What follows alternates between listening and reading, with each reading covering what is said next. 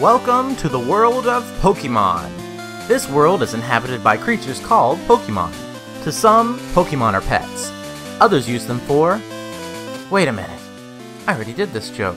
Hello my friends, and welcome back to GamesBrain, the show where we're blowing your mind with geography.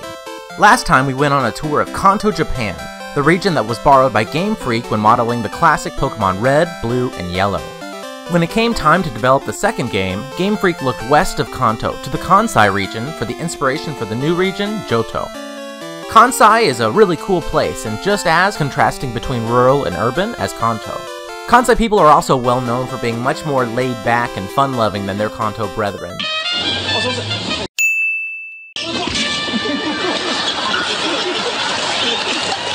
With an in-game region being modeled after this wonderful place, it's no wonder Johto has become one of the most popular regions in Pokemon history. There's no sense in stalling any longer. Let's get going! Welcome to New Bark Town, our peaceful and coastal home. It's here where we can get our first Johto Pokemon and set out on our new adventure. New Bark takes the place of Shizuoka City, a little city just across the water from Shimoda City, where we started in Kanto.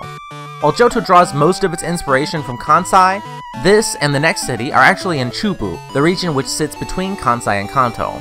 With our starter Pokemon in tow, we can head to that next city, which turns out to be Cherry Grove City. Sadly, there's almost nothing we can do here for now, but ironically, the real city Cherry Grove is based on, Nagoya City, is actually one of the most important in Japan. It also rests almost perfectly between Tokyo and another very important city we'll be getting to later. It's a bit of a shame that they made Cherry Grove so forgettable, but without anything to do here for now, we must head on to our next city, passing the border between Chubu and Kansai along the way. This route makes an interesting departure from our real-world map. And though we are clearly heading north in Johto, we're actually heading almost directly west in the real world. This is a result of the developers squishing and pulling the actual geography of Kansai to match their conceptions for the region of Johto. There are other examples like this, but this one is definitely the most noteworthy. When we reach the end of this route, we end up in Violet City, home to our first Johto League gym leader. Our first stop is Sprout Tower, and while we get bored to death mowing down countless Bellsprouts, it can lift our spirits to imagine that we are actually in the real-world tower it's based on, the Horyuji Pagoda. This pagoda is in Violet City counterpart, Nara City, a city which was once the ancient capital of Japan for nearly a century, and the site of many historical temples like this. After clearing the tower and beating the first gym, we can take the southern road out of Violet City, along the way, passing the ruins of Alph. Here you can catch your very own unknown Pokemon, as well as see several strange stone tablets. This is representative of Asuka Village, a national historic town that houses the ancient Asuka stones, with the most famous of these being the Masuda no Iwafune. After stopping briefly at the ruins, we can continue south through Union Cave, where we end up just east of our next stop, Azalea Town. This little town houses our second gym leader, the master of the amazing and undefeatable bug-type Bugsy, and Kurt, a Pokeball creator who is skilled at turning the naturally grown apricots that are seen all around Johto into specialized Pokeballs. Azalea also houses a charcoal kiln, which allows players to use all those trees they've been cutting down for creating charcoal, a stat-boosting item. It may not surprise you to learn then that Azalea's real-world equivalent, Minabe Village, is famous for two main products, apricots and charcoal. The apricots in particular are often picked and dried to create umeboshi, one of Japan's most delicious little treats, which once you get used to their intense flavor, are really delicious. After saving some Slowpoke tails and overcoming Bugsy the Bugmaster, we can head west through Ilex Forest and end up just south of Johto's largest city, Goldenrod. Goldenrod City is less inspired from Osaka and more a direct carbon copy, even containing two areas which are directly taken from the real city, for example the Goldenrod/Osaka Radio Tower and the National Park. Much like Osaka, there are also numerous places for shopping and even places to relax and gamble a bit. You may find yourself needing to throw away some money in frustration after several trips to the Poke Center after being crushed by Whitney and her horrible, famous milk tank. But when she finally falls, we can head north to another very familiar-feeling location, Ecruteak City.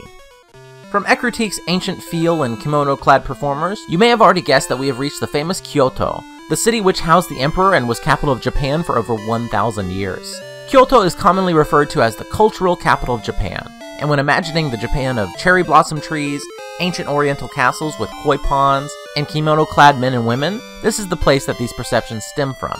In the games, Ecruteak houses two mysterious towers to the west and east, one of which is said to have burned down years ago. These two towers were the roosting spots of Ho-Oh and Lugia, Gold and Silver's mascot legendaries. Ho-Oh sat atop the western brass tower, whose metal gives off a golden sheen in the light. Lugia roosted in the tin tower to the east, which gives off a silver sheen. Amazingly, Game Freak really went into detail when crafting these two towers, which are based off matching gold and silver pagodas which sit in their appropriate spots in Kyoto. And indeed, the gold tower was set afire and burned down in 1950. At the top of both of these towers sat carvings of a bird, and what was on top of the golden temple? A very familiar phoenix. After obtaining our 4th gym badge in Ekritique, it's time to head west and south along routes 38 and 39 to our next available city, Olivine. Olivine is a major harbor for Johto, and much like Vermilion City of Kanto, it mirrors another one of Japan's most famous port towns, Kobe City. Olivine's most recognizable landmark is its lighthouse, which, unfortunately, is nearly impossible to pair with any specific one in Kobe, as my research pulled up at least 5 likely candidates. But it's in this lighthouse where we meet Jasmine, our future 6th gym leader. Before we can fight her, however, we need to make a quick stop in a city across the water to the southwest, but this creates a problem. Instead of the wide open water and few islands of the Pokemon map, we have the rather large Awaji Island here. It seems, most likely for design purposes, Game Freak decided to remove Awaji for the Whirlpool Islands, which is a bit disappointing. However, the Whirlpools themselves do have significance. While they may seem minor in the game, these whirlpools are a well-known product of the unique water flows between Awaji and Naruto City, which happens to be called Cianwood City in the games. Speaking of Naruto, the shape of these whirlpools is why this little pink and white object found in most traditional ramen is called Naruto Maki, or Naruto Roll. Naruto the ninja was actually named after these, which is why he loves ramen so much, and also why he has the little spirals on his cheeks. While we have been to other islands before, coming to Cianwood City marks the first time we have ever traveled to another one of the 4 major islands of Japan. While Kanto and Kansai are both part of Honshu, the largest and main island of Japan, Naruto City sits on the eastern side of Shikoku, the smallest of the 4 main islands.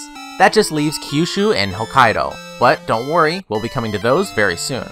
For now though, we can pick up another gym badge in Cianwood, head back across the water to finally get to battle Olivine, and backtrack some more to Ekritique City, and are now only 2 badges away from our goal. Before getting to our next town, we have a quick stop in Mount Mortar, a little mountain cave presumably based on Mount Hiei, the mountain east of Kyoto. Passing through Mount Mortar takes us to Mahogany Town, a very mysterious place with a hidden past. Mahogany Town is known as the home of the ninja, and it's where the fan-favorite gym leader and Elite 4 member Koga hails from. Koga himself takes his name from Mahogany Town's real-world inspiration, Koka City. This city was the birthplace of Koga Ryu, the school of Koga Ninjutsu, which was born 500 to 700 years ago. In other words, this is the original ninja town. To the north of Koka City sits Lake Biwa, the largest lake in Japan. This long, beautiful lake, as you may have guessed from its near exact shape, is called the Lake of Rage in-game, where we can catch our very own red Gyarados. After taking care of some sneaky business in Mahogany Town and getting our 7th gym badge, we can head east to the Ice Path, a slippery cave which seems to be built right into a major mountain. The Ice Path is actually pretty hard to place in the real world, but from what I can tell, it can only be one of 2 mountains. Mount Ibuki, which sits very close to Koka City, or Mount Enna, which sits alongside our next destination, Blackthorn City. This secluded mountain town is home to the 8th gym and the Dragon's Den, the ancient training ground for the Dragon Clan which resides here. The Dragon's Den appears to be built into another major mountain in this region, which the real-world map reveals to be Mount Kita, the 2nd tallest mountain in Japan, which rests just northwest of Mount Fuji. This would make Blackthorn City itself Ida City, a small but peaceful little mountain town which is not known for dragons, but rather apples. I know. After proving ourselves in the Dragon's Den and getting our final gym badge from Claire, we must now go back to New Barktown and head east in order to reach the Victory Road and be able to challenge the Elite 4. While Generation 1 made the location of Victory Road very ambiguous, here it's more clear that it's definitely a cave through Mount Ashitaka, which once passed through takes us to the Indigo Plateau. Strangely, the Indigo Plateau has entirely moved, and rather than being atop or nearby Mount Fuji, has gone northeast to... well, I honestly have no idea. To purely speculate on my part, it seems to have moved to a completely different mountain, possibly to be Mount Mishotai, which is reasonably in this location. It doesn't really matter that much because after beating the Elite 4, we're still not done. Red, the trainer that was us from the first game, has now taken up residence at the top of Mount Silver, also known as Mount Fuji.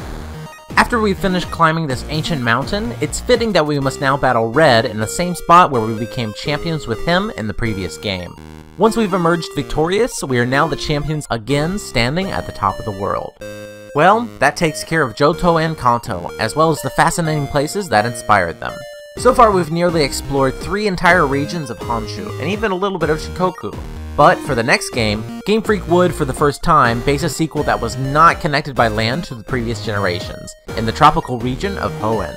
We'll dive into the waters of this fascinating region next time. Hey everybody, thanks again for watching. This episode marks an important moment for me, as at the time of writing, I'm less than 8 subscribers away from my first 1,000. I want to take this moment to say thank you for watching my videos, liking them, subscribing, or just by letting me know your thoughts about them in the comments. It's time to look forward to the next 1,000 subscribers, and I encourage you to take a moment to share this video anywhere that matters to you. Facebook, Twitter, Reddit, really anything you do helps to get this channel out there and reach new viewers in a way that I could never do myself. I feel very honored to have made it this far, and I just want to say again, thank you so much.